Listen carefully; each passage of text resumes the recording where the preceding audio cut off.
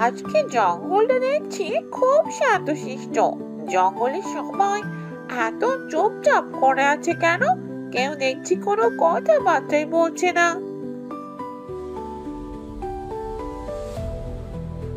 ওহো, কলাটা তো একদম টেস্টলেস। এই থেকে তো আমার বুদ্ধিটাই ভালো। বুদ্ধি থাকলেই বাকি, তুমি তো খুবই বিরক্তকর। বিরক্তকর আমি? এই জঙ্গলে সবচেয়ে কিউট হচ্ছে আমি। অন্যদিকে শিয়াল কলা খাচ্ছে আর কলার খোসাগুলো সাপের গর্তের মুখে থেকে ফেলে দিচ্ছে। এসব দেখে সাপ ভীষণ রেগে যায়। একে, তুই কলার খোসাগুলো আমার গর্তের দিকে কেন ফেলে দিচ্ছিস? এটা আমার জায়গা, তুই আমার জায়গাতে তোর কলার খোসাগুলো কেন ফেলবি? তাড়াতাড়ি এগুলো উঠিয়ে নে, নয়তো এর পরিণাম ভালো হবে না। কলার খোসাগুলো আমার যেখানে ইচ্ছা সেখানে ফেলবো। তুই বলা ঘিরে এভাবে আমাকে বিরক্ত করিস না তো। আমাকে কলা খেতে দে। শিয়ালের মুখে এসব কথা শুনে সাপ আরো রেগে গেল, কিন্তু সে কিছুই না বলে তার গুহাতে চলে গেল। আর শিয়াল কলা খেতে লাগলো আর বাকি কলার খোসাগুলো সাপের গুহার সামনে ফেলে দিল। কলা খেয়ে শিয়াল সেখান থেকে চলে গেল।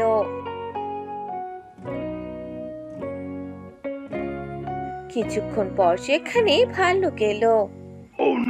আরে আরে, এই কলার খোসাগুলো এখানে আবার কে ফেলো?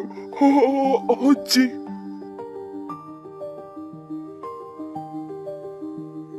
আরে আরে, কি কি কি কি করছো? ছা ছা ছা ছা, তোমার হাতিগুলো কিনা আমার শরীরে দিয়ে দিলে। এবার তো মনে হচ্ছে আমারও হাতে চলে আসবে। হাতিকে আর সাথে দিচ্ছে নাকি? দেখতেই তো পারছিস তোর গুহার সামনে কতগুলো কলার খোসা। এগুলো কে রেখেছে? হ্যাঁ, তুই কলাগুলো খেয়ে খেয়ে বাইরে কলার খোসাগুলো জমা করেছিস। এগুলো কি ডাস্টবিনে রাখা যায় না?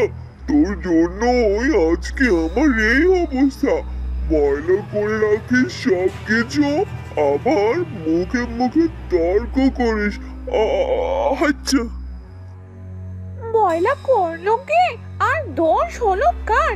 আরে শোনো শোনো, আমি কলার খোসাগুলো বাইরে ফেলিনি। ওই যে ওই শিয়াল বেটা আছে না, ওই এসব কাজ করেছে। ময়লাগুলো আমার গুহার সামনে ফেলে রেখেছে। আমি কলা খাইনি আর ময়লাও করিনি। ও যা বলার তুমি ওকে বলো।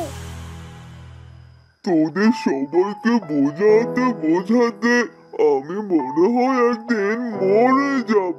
তবু তোদেরকে বোঝাতে পারবো না যে পরিষ্কার পরিচ্ছন্ন থাকাটা কতটা জরুরি। থাক থাক, এবার আমি চলে যাই।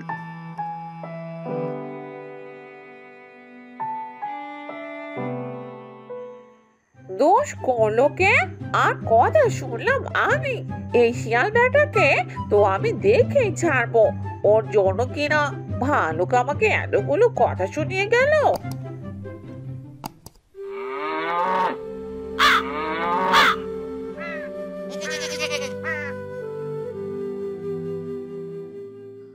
কালকেই তো গাছগুলোতে অনেক কটা কলা দেখলাম। আজকে কি না গাছগুলোতে কোনো কলা নেই? কলাগুলো কে ফেলে নিয়ে গেল? চলতে চলতে বহু দূরে পথ যে শেষ হয় না। এত পথে হেঁটেও কেন তোমার দেখা পেলাম না? হায় হায়! কিরে কিরে, এই হতচ্ছাড়া বেড়াটা এই পথে দিয়ে কোথায় যাচ্ছে? শুনে আসি তো, সে কোথায় যাচ্ছে এই পথে দিয়ে?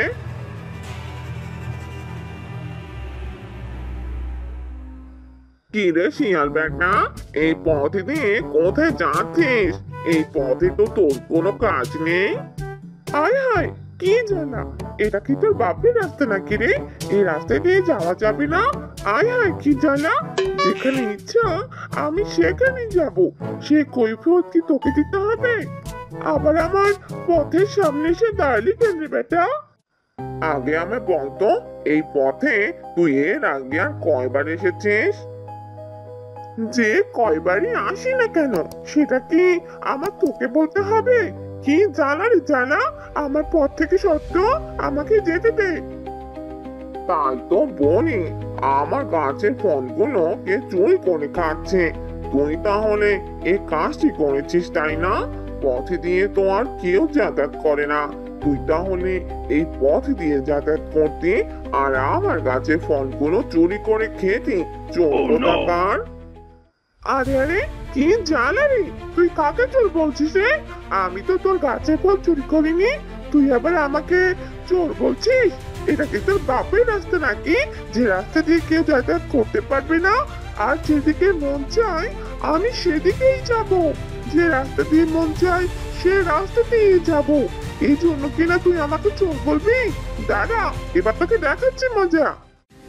এ কথা বলেই শিয়াল বানরের উপরে ঝাঁপিয়ে পড়লো আর তাদের মাঝে ঝগড়া মারামারি ও লড়াই শুরু হয়ে গেল। তাদের এরকম অবস্থা ও চিল্লাচিল্লির আওয়াজ শুনে সেখানে বাঘ চলে এলো। আরে থাম থাম, কি হয়েছে কি বলতো আমাকে? এভাবে এত মারামারি তোরা কেন করছিস? জঙ্গলের পরিবেশটা যে নষ্ট হচ্ছে। আরে থাম, তোদের এরকম মারামারি দেখলে যে অন্য কেউ এসব শিখে যাবে আর আমাদের জঙ্গলে সবাই ঝগড়া ও লড়াই করতেই থাকবে। তোরা এমনটা করিস না, থাম এবার। আরে বাঘ মামা, আর বলো না, এই বানর বেটা কি না আমাকে চোর বলে। আরে জানারে, আমি ওর কি চুরি করেছি যে ও আমাকে চোর বলবে? আমি তো ওর গাছে কোনো কিছুই চুরি করিনি, আর ও কিনা আমাকে অযথাই চোর বলে খেপাচ্ছে। তাহলে আমার গাছে কলাগুলো কে চুরি করলো বলো তো বাঘ মামা? এই রাস্তা দিয়ে তো ও ছাড়া আর কেউ যায়নি। তাছাড়া ও ছাড়া আমার গাছে ফলগুলো আর কে চুরি করবে বলো? তাহলে আমি ওকে চোর বলবো না তো কাকে বলবো? এই সামান্য কথাতে কিনা তোরা মারামারি করবি, এভাবে লড়াই করবি? এটা তোরা একদম ঠিক করিসনি। যা হবার তা হয়ে গেছে, এবার যে যার মতো এখান থেকে চলে যা, চলে যা বলছে। বাঘের কথা শুনে সেখান থেকে বানর ও শিয়াল চলে গেল আর বাঘ সেখান থেকে তার গুহায় চলে এলো।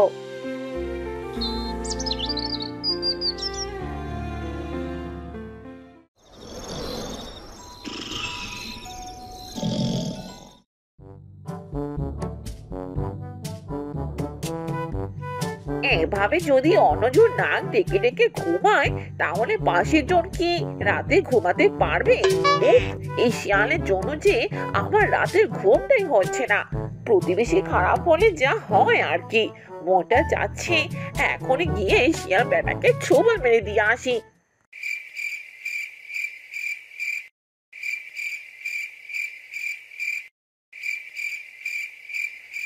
আমার ঘুমটা নষ্ট করে কিনা ওই শিয়াল বেটা এভাবে নাক ডেকে ডেকে ঘুমাবে, তা তো আমি হতে দিতে পারি না।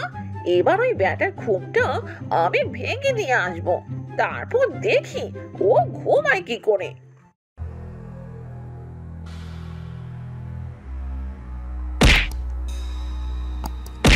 আরে আরে, কি জানা রে, কে আমাকে মারলো? কই, আশেপাশে তো কাউকে দেখতে পাচ্ছি না, মনে হয় স্বপ্ন দেখেছি।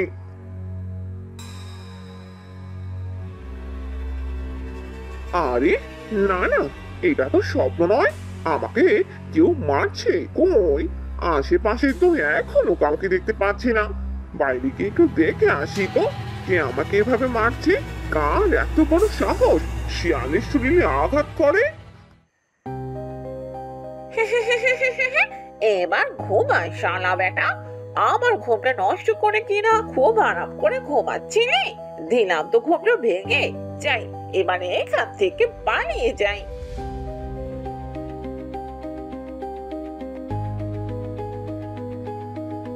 ও, যা ভেবেছিলাম তাই হলো।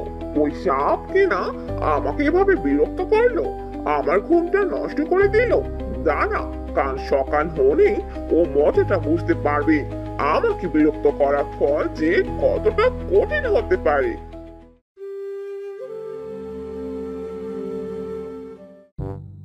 পরদিন সকালবেলা শিয়াল সাপের গর্তের কাছে যায় আর কিছু কাদা এনে সেই গর্তটা বন্ধ করে দেয়, যার কারণে সাপটা গর্ত থেকে বের হতে পারে না।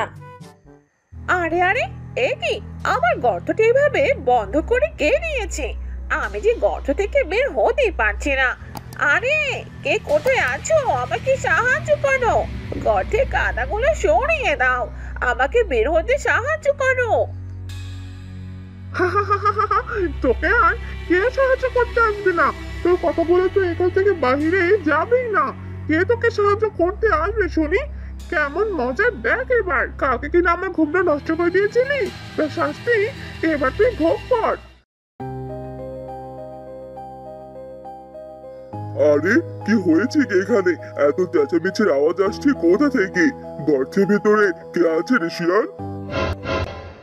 আরে বাঘ ভাই, বাঘ ভাই, আমি এই গর্তের ভেতরে আছি, আমাকে বের করো, বের করো। এরপর তারা সবাই সাপকে সেই গর্তের ভেতর থেকে বের করে। তারপর তারা আস্তে আস্তে সব কাহিনী শুনে ফেলে। এরপর বাঘ সবাইকে উদ্দেশ্য করে বলে, মিচকে, তুই দিন দিন খুব অত্যাচার শুরু করে দিয়েছিস সবার উপরে। বিনা কারণে সবাইকে খুব বিরক্ত করছিস। এতে করে যে আমাদের পরিবেশটা নষ্ট হচ্ছে, তুই কি সেটা বুঝতে পারছিস না? তোরা যদি সবাই মিলেমিশে থাকিস আর জঙ্গলে পরিবেশটা সুরক্ষিত রাখিস, তাহলে জঙ্গলে পরিবেশটা সুরক্ষিত থাকে, বুঝলি? এটা তুমি কি বললে বাঘ মামা? শুধু কি আমি জঙ্গলের পরিবেশটা নষ্ট করছি? তাছাড়া কি কেউ করছে না? তোকে একা উদ্দেশ্য করে আমি এই কথাটা বলিনি। এখানে যারা যারা আছে সবাইকে আমি উদ্দেশ্য করে কথাটা বলেছি। এই যে সাপ, শোন, শিয়ালের সাথে এভাবে আর শত্রুতা করবি না, ঝগড়া করবি না। তোদের ঝগড়া আজকে সন্ধ্যা হবে কখন? সন্ধ্যা হলে যে আমরা টুনি পাখির কণ্ঠে গাওয়া গান শুনতে পারবো। আহা, কি যে মধুর কণ্ঠ তার! গান শুনলে যে মনটা শান্ত হয়ে ওঠে। আমি তো এর আগে টুনি পাখির গান শুনিনি। টুনি পাখি আবার কবে থেকে গান শুরু করলো? তুই গান শুনবে কি করে শুনি? তুই তো গান শোনার আগে ঘুমিয়ে যাস। সন্ধ্যা হতে না হতেই তুইও ঘুমিয়ে পড়িস। গান শোনার তো সময় আছে নাকি? টুনির কণ্ঠে মধুর একবার গান শুনলে যে বারবার শুনতে ইচ্ছা করবে। ঠিক আছে, আজকে তাহলে ঘুমাবো না। আজকে আমি টুনি পাখির গান শুনে তবে ঘুমাবো। গান শুরু হওয়ার আগে আমাকে টুনি পাখির কাছে নিয়ে যাস। গান শোনার জন্য শুধু তুই না, এ বনে সবাই আসে আর সন্ধ্যাবেলায় করে টুনির কণ্ঠে গাওয়া গান শুনে। ঠিক আছে, যাওয়ার সময় আমি তোকে নিয়ে যাব।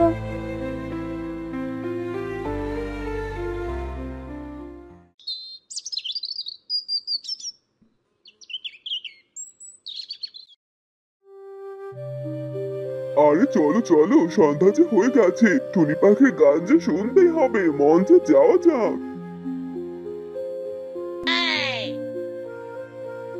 আরে ওই তো বাঘ মামা সবাইকে বলে বলে নিয়ে যাচ্ছে। এদিকে আমার ভীষণ ঘুম পাচ্ছে, একটু বরং ঘুমিয়ে নেই, তারপর খরগোশ আসলে ওর সাথে যাওয়া যাবে।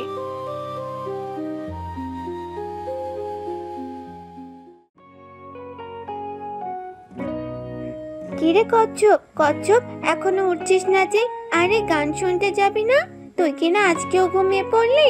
তোকে কত করে বললাম আজকে আমরা গান শুনতে যাব। কিরে, ওঠ ওঠ। আরে আরে আরে, এভাবে ডাকছিস কেন? আমাকে ঘুমোতে দে, আমার যে ভীষণ ঘুম পাচ্ছে। এখন আর ঘুম থেকে উঠতে পারবো না, আর কোথাও যেতেও পারবো না। তুই এখান থেকে চলে যা। আজকে তোকে তো আমি নিয়েই যাব। এ কথা বলে খরগোশ কচ্ছপের কানে গিয়ে চেঁচাতে থাকে আর গান শুনতে যাওয়ার জন্য বলতে থাকে। খরগোশের চেঁচামেচির আওয়াজ শুনে কচ্ছপের ঘুমটা ভেঙে যায় আর এরপর কচ্ছপ খরগোশের সাথে সেই মঞ্চে যেতে শুরু করে। সবার আগে আমার মঞ্চে যেতে হবে, আর টুনি পাখির আগে আমাকে গান বলতে হবে। আর ওর আগে যদি আমি গান বলে সবাইকে মুগ্ধ করতে পারি, তাহলে আমি হব একজন বড় শিল্পী। আর এরপর থেকে সবাই আমার গান শুনবে। টুনি পাখি আসার আগে যে আমাকে মঞ্চে যেতে হবে আর গান বলতে হবে। তাড়াতাড়ি চলে যাই। এরপর এক এক করে সে মঞ্চে সবাই আসতে লাগলো। একটি ফাঁকা জায়গার মধ্যে সবাই উপস্থিত হলো আর সেখানে শিয়াল আসলো আর দুইটা পাথরের উপরে গিয়ে দাঁড়ালো আর সবাইকে বলতে লাগলো, আজকে টুনি পাখি নয়, আজকে আমি তোমাদের গান গেয়ে শোনাবো। আমার গান শুনে তোমাদের অবশ্যই ভালো লাগবে। তোমার গান আমরা কেন শুনবো? আমরা তো টুনি পাখির গান শুনতে এসেছি, তোমার গান শুনতে নয়। মঞ্চ থেকে নেমে যাও, কিছুক্ষণের মধ্যে টুনি পাখি আসবে আর আমরা ওরই গান শুনবো। টুনি পাখির থেকেও আমি অনেক ভালো গান গাইতে পারি। আমার গান শুনলে তোমরা টুনি পাখির গানটা শুনতেই চাইবে না। একবার শুনে তো দেখো। শিয়াল আমি মিচকে ভাই, চন্দে আমার গতি নাই, বনবাসী না চাই ধূপ, আমার পায়ে ফোটে জোড়া ফুল, লা লা লা লা লা লা লা লা লা লা। নাচতে নাচতে পড়ে যাই, কারো দেখার সময় নেই, এভাবেই চলছে দিন, আমি শিয়াল ঝিং ঝিং ঝিং। মজা পাইলাম, তবে গানটাতে তেমন কেন জানি খালি খালি লাগছে। এবার তুই মঞ্চ থেকে নামতো, এবার টুনি পাখি যাবে। ওই তো টুনি পাখি যে চলে এসেছে। সন্ধ্যা নামে পাতায় পাতায়, হাওয়া বয়ে যায় মন কাঁপায়, বন্ধুদের ডাকে সুর ওঠে বাজে, এই বনে তো আমার সাজে, তবু কেন হয় এই বন্ধুদের জন্য সবই করা যায়। টুনির গান শেষ না হতেই সে সময় অদ্ভুত এক বাতাস বইতে লাগলো, চারদিক অন্ধকার হয়ে গেল, আকাশ অনেক জোরে জোরে ডাকতে লাগলো আর সব গাছপালা নড়তে লাগলো। আর টুনি পাখি যে পাথরের উপরে দাঁড়িয়ে ছিল সে পাথরটি নড়তে লাগলো আর পাথরটি পড়ে যাওয়াতে টুনি পাথরের নিচে পড়ে গেল।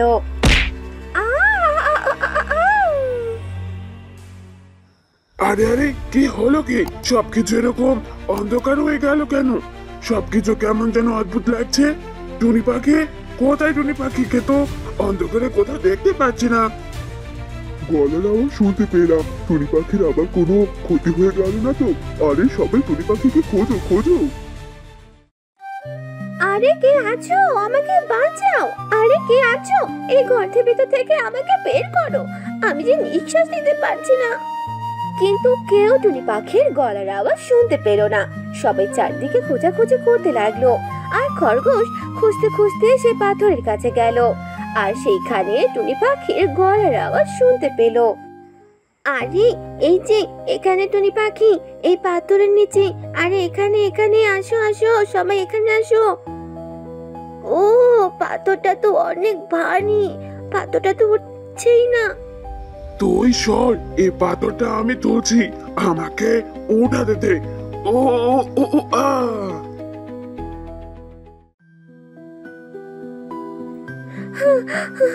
অসংখ্য ধন্যবাদ তোমাদের আমাকে বাঁচানোর জন্য।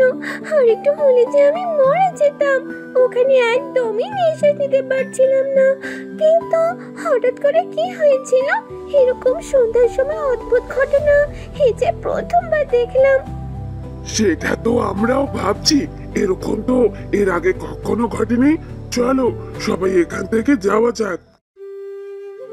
এরপর তারা সেখান থেকে চলে গেল।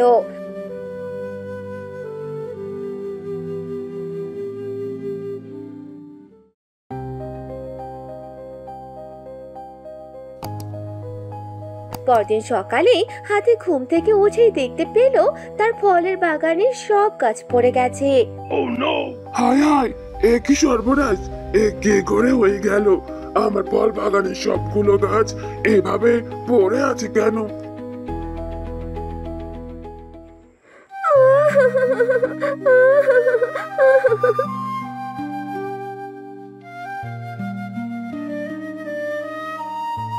কি রে, তোর কি হয়েছে?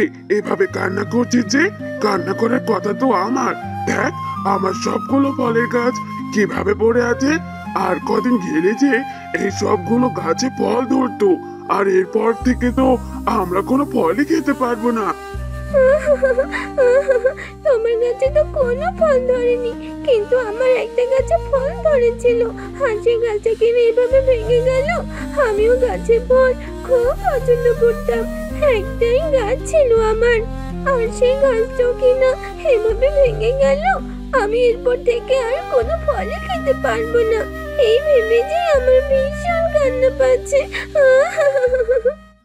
ব্যাপারটা ঠিক বুঝতে পারলাম না। সবাই দেখছি ফলের গাছগুলো পড়ে গেছে, আমার ফলের গাছ পড়েছে, তোর ফলের গাছ পড়েছে। কই বাকি অন্যান্য গাছগুলো তো ভেঙে পড়লো না, তাহলে এই গাছগুলো কেন পড়লো? ব্যাপারটা কেমন যেন গোলমাল মনে হচ্ছে। গোলমাল হোক আর যাই হোক, আর তো গাছটা ফিরে পাবো না। থাক থাক, এভাবে মন খারাপ করিস না, আবার নতুন করে গাছ লাগাবি। এগুলো গাছ আমি সব কেটে ফেলে আবার নতুন করে গাছ লাগাবো। দেখবি আবার আমাদের গাছে ফল ধরবে, আর আমরা মজা করে সেই ফলগুলো খেতে পারবো। এ কথা শুনে খরগোশ সেখান থেকে চলে গেল।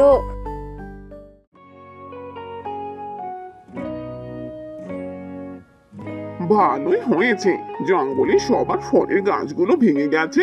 সন্ধ্যার সময় এভাবে গান বাজনা করলে যা হয় আর কি। এত করে বললাম আমাকে যেন তারা শিল্পী বানায়, আর তারা কিনা ওই টুনি পাখিকে শিল্পী বানালো। ঠিকই হয়েছে, যার জন্যই এমনটা হলো। এবার দেখবো টুনি পাখিরা কি ফল খেয়ে থাকে।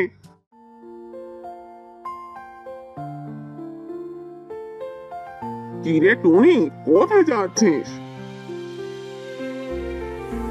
আরে শিয়াল ভাইজি, আমি তো পাশের জঙ্গলে যাচ্ছি ফল আনার জন্য। জানোই তো আমাদের জঙ্গলের সবগুলো ফল গাছ ভেঙে গেছে, আর কোনো গাছই ফল নেই। আর আমরা ফল না খেলে বাঁচবো কি করে?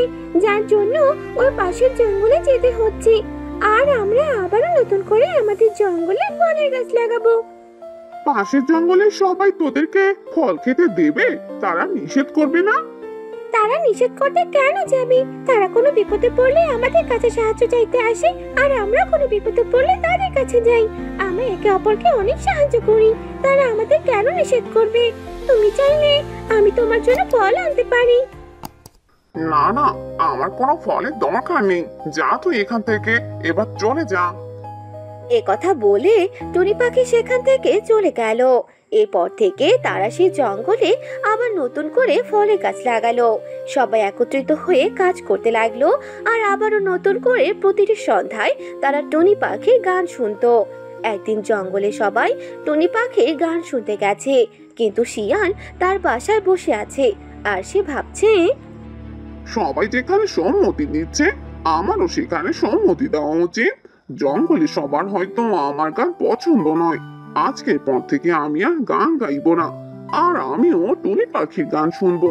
সবারই তো টুনি পাখির গান শুনতেই চলে গেছে, আমি বরং সেখানেই চলে যাই। জঙ্গলে সবাই যদি মিলেমিশে থাকে, তাহলে সবাই অনেক ভালোভাবে থাকতে পারবো।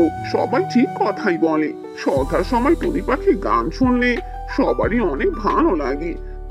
এ কথা বলে শিয়াল তার গুহায় একা না থেকে সবার মাঝে চলে গেল, আর সে সন্ধ্যার সময় টুনির কণ্ঠে গাওয়া গান শুনতে লাগলো। এভাবে তারা জঙ্গলের সবাই টুনির গান গাওয়া উপভোগ করত, আর সুখী দিন কাটাতে লাগলো। হ্যালো বন্ধুরা, আমাদের গল্পটি আপনাদের কেমন লাগলো তা অবশ্যই কমেন্ট করে জানাতে ভুলবেন না।